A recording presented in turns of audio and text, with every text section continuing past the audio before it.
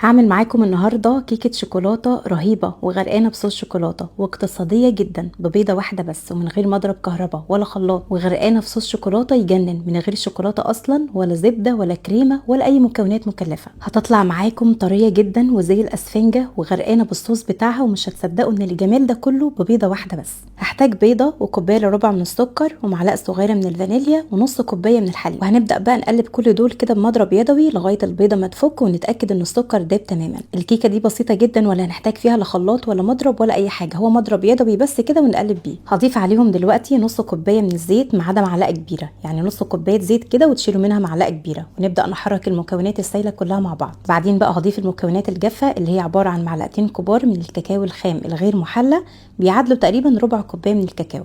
ضفت كمان كوبايه من الدقيق الفاخر جميع الاغراض وعليه رشه ملح ومعلقتين صغيرين من البيكنج باودر او معلقه كبيره. هنخلهم كده على المكونات السايله وبالمضرب اليدوي برده، ونبدا نقلب المكونات الجافه دي لغايه ما تختفي تماما. الخطوه دي مش هتاخد معاكم اقل من دقيقه بالظبط. والتركه بقى اللي هتنقل معاكم الكيكه دي في حته تانية وهتخليها طريه زي الاسفنجه بالظبط هي ربع كوبايه من الميه اللي بتغلي، ربع كوبايه ميه سخنه بتغلي من على النار ونضيفها على الكيك ونقلب كده بالمضرب اقل من دقيقه برده، وبعد كده نوقف تقليب. مش قادره اقول لكم هتطلع الكيكه طريه ازاي. هنحاول بقى كده بسباتيولا نقلب برده من تحت لفوق نتاكد ان مفيش اي دقيق موجود تحت، وكده الخليط يكون جاهز معانا للخبز. اخدت الصينيه بتاعتي ودهنتها بدهنه زبده بسيطه كده وممكن رشه زيت او تبطنوها مثلا بسمنه ودقيق، ونبدا نصب عليها خليط الكيك. الصينيه دي مقاس 22 في 30. هديها خبطتين كده قبل ما ادخلها الفرن، وبعد كده هخبزها في فرن ساخن من قبل على حراره 180 الرف الاوسط. وتعالوا دلوقتي نحضر احلى صوص شوكولاته اقتصادي جدا، عباره عن معلقتين كبار من الدقيق، معلقه كبيره من النشا، ومعلقتين كبار من الكاكاو الخام. هزود عليهم كوبايتين من الحليب ومعلقتين كبار من الزيت. هنقلب بقى الخليط ده كده على البارد لغايه ما نتاكد ان كل حاجه دابت، وبعد كده نرفعه على النار المتوسطه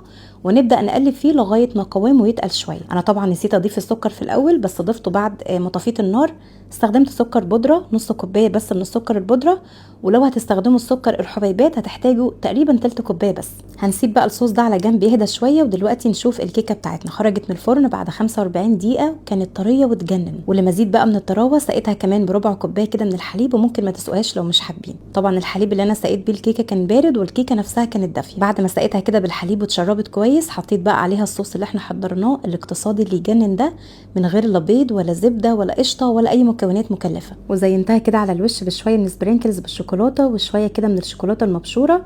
ممكن طبعا تزينوها باي طريقه انتوا حابينها. هنسيب بقى الكيكه كده تهدى او تبرد شويه كده في التلاجة قبل التقديم، وبعد كده تقطعوها وتقدموها. مش قادره احكي لكم قد ايه تجنن. الكيكه نفسها طريه ومساماتها ضيقه وخفيفه زي الاسفنجه، مع انها اتعملت ببيضه واحده بس، ولكن طريه بتركه الميه المغليه اللي حطيناها في الاخر. بجد لازم تجربوها. الصوص بقى اللي معاها طعمه رهيب، طعمه حلو جدا مظبوط، وقوامه مش تقيل قوي اللي هو يبقى كانه بودنج مثلا، ولا قوامه خفيف في نفس الوقت الكيكه تشربه كله، لا قوامه معتدل كده وطعمه في منتهى اللذاذه. لو انتوا بقى من عشاق الشوكولاته وبتحبوا كيكات الشوكولاته اللي غرقانه كده بالصوص لازم تجربوا الكيكه دي، رهيبه واقتصاديه. اهم حاجه بس في الكيكه دي تختاروا نوعيه كاكاو تكون نظيفه وممتازه علشان طعم الكيكه كله قايم على طعم الكاكاو. وبس كده، دي كده كيكه شوكولاته بسيطه لعشاق الشوكولاته اللي بيحبوا الكيكات اللي غرقانه بالصوص، لازم يجربوها ومتاكده هينبسطوا قوي. وبكده خلصت معانا وصفه النهارده، بتمنى تكون عجبتكم. لو عجبتكم ما تنسوش تعملوا لايك، واشوفكم قريب في فيديو جديد.